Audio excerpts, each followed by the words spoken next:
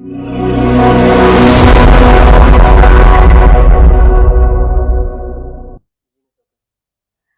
alaikum dear students, how are you all?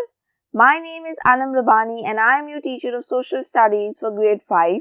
बच्चों आपको याद होगा हम पढ़ रहे थे chapter number 6 about minerals and industries. तो आज हमने करना है इस चैप्टर का वर्क पेज।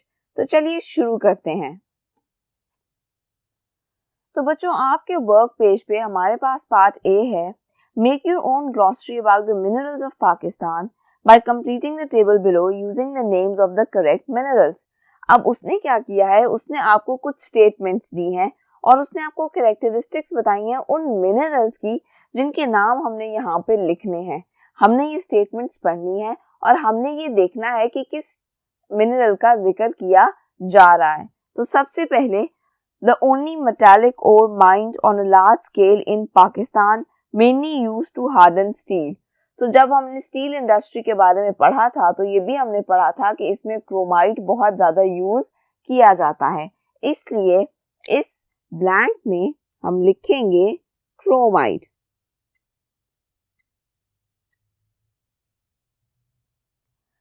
अब उसके बाद हमारे पास ब्लैंक 2 है, a non-metallic mineral used in making paints, glass, insecticides mainly found near Khuzdar and Balochistan. So ये एक मिनरल है जो कि यूज किया जाता है पेंट्स में, ग्लास में, इंसेक्टिसाइड्स यानी कि जो कीड़े मारने के लिए दवाएं बनाई जाती हैं उनमें, और ये कहाँ पाया जाता है, नियर खुजदार बलोचिस्तान।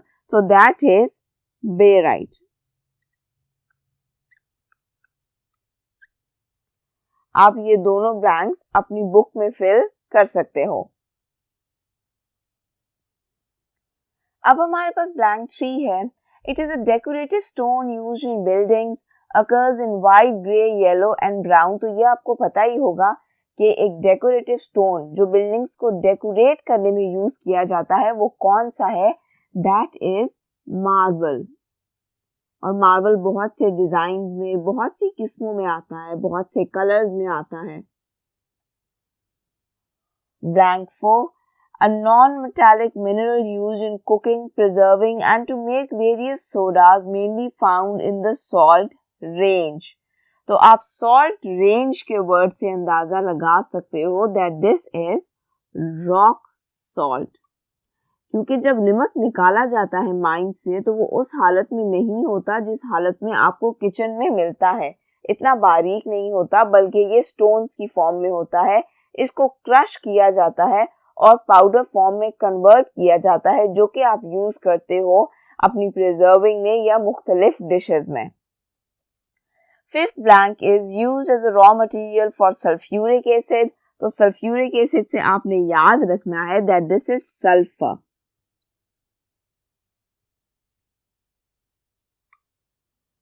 उसके बाद blank number 6, raw material for cement also used to make glass. तो जब हमने सीमेंट के बारे में पढ़ा था तो हमने पढ़ा था कि ये इंडस्ट्री हमारे मुल्क में बहुत ज़्यादा डेवलप कर रही है क्योंकि इसका जो रॉ मटेरियल है जिप्सम एंड लाइमस्टोन वो हमारे मुल्क में अवेलेबल हैं। तो यहाँ पे आएगा limestone because it is also used in making glass.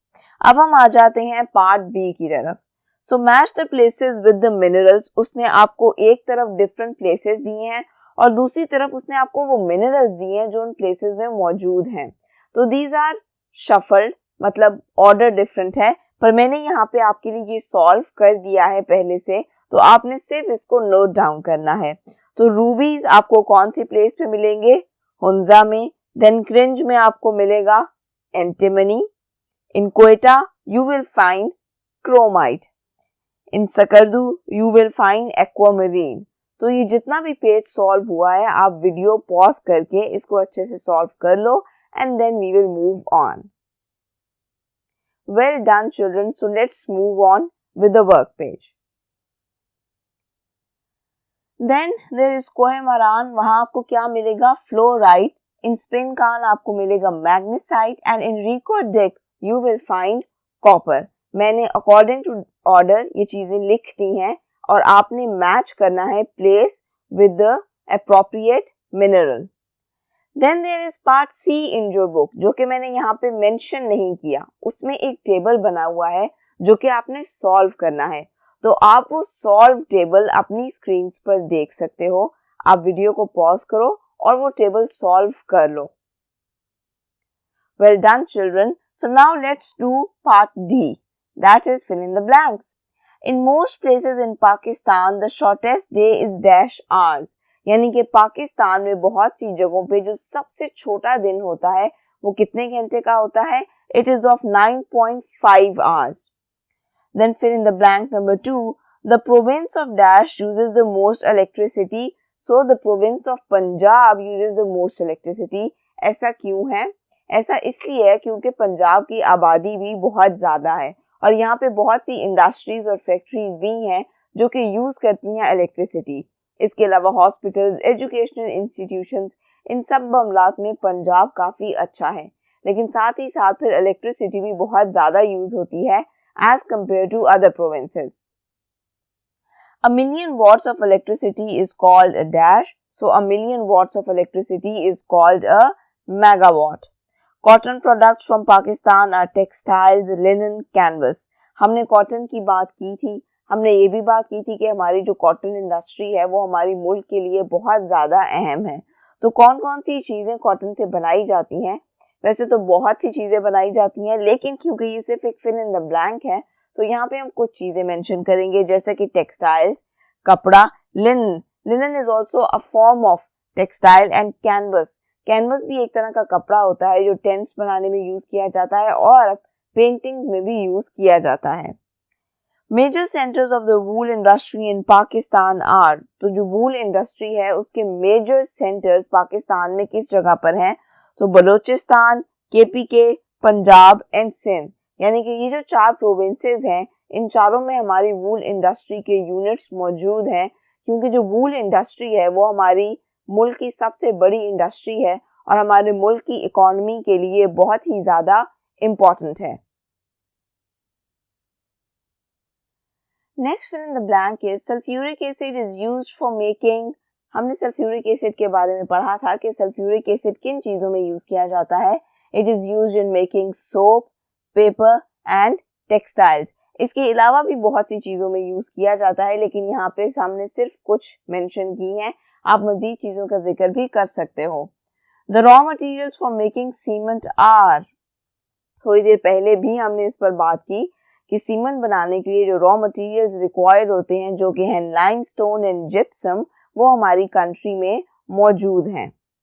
Then last fill in the blank, the names of the government own steel and engineering plants are.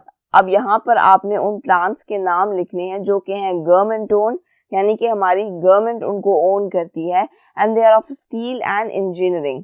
तो उनका नाम है Pakistan Steel Mills and Pakistan Machine Tool Factory Karachi, यानी कि एक है कराची में जो कि गवर्नमेंट ओन्ड है और दूसरी है टेक्सला में जिसका नाम है हैवी मैकेनिकल कॉम्प्लेक्स। तो आपने ये सब कुछ नोट डाउन कर लेना है। And now we are completely done with your chapter with all the topics, questions and answers and work page.